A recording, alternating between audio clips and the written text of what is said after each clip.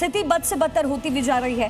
पूरे वर्ल्ड में इसका असर सीधे तौर पर नजर आ रहा है। लेकिन जब अमेरिका इस तरीके का दावा करता है तो अमेरिका की स्थिति कितनी सक्सेसफुल होती हुई नजर आती है और ईरान के पास विकल्प क्या है? बहुत बहुत धन्यवाद।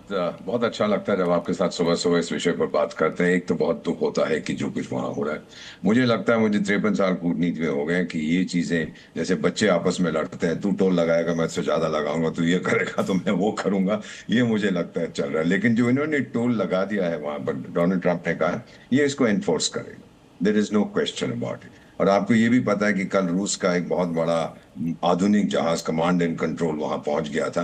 वो इसलिए कि अमेरिका ने ईरान के अपने कमांड एंड कंट्रोल सेंटर ध्वस्त कर दिए हैं।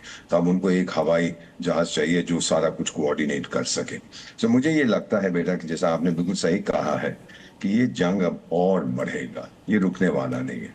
और जैसा ट्रंप ने कहा कि हमारे पास काफी असला है, हमारे पास मिसाइलें हैं, बॉम्ब है, ये है, हम नहीं रुकेंगे। और ये जो टोल लगा रहा है ये उसी पैसे का प्रयोग करेगा कि अगर कोई हॉर्मुज से गुजरना चाहता है, अब दो तरफ से उसकी समस्या है। एक अमेरिका कहेगा घुसने से पहले 20% मुझे टोल दो। 20% ऑफ वॉट, यानी जो उसके अंदर कार्गो है उसकी वैल्यू है, 20% उसका, ये क्लियर नहीं है क्या टोल लगाएगा वो।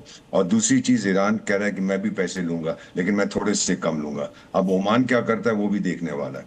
मेरे को लगता है फाइनली कि मैंने बहुत से देशों में ये देखा है, 6 देशों में राजदूत रहा, ऐसी चीजें होती हैं तो हॉर्मुज की अहमियत अपने आप खत्म हो जाएगी। लोग दूसरे रास्ते ढूंढेंगे। जैसे भारत का मुझे बताया गया है, भारत में जो इस समय क्रूड ऑयल आता है 5% से कम हॉर्मुज से आ रहा है। बाकी महंगा जरूर है जो हम देते हैं, लेकिन हमने एक दूसरा रास्ता ढूंढ लिया है। बाकी देश भी ढूंढेंगे, फिर हॉर्मुज का पानी जिसने पीना है वो पी सकता है। मेरा मानना है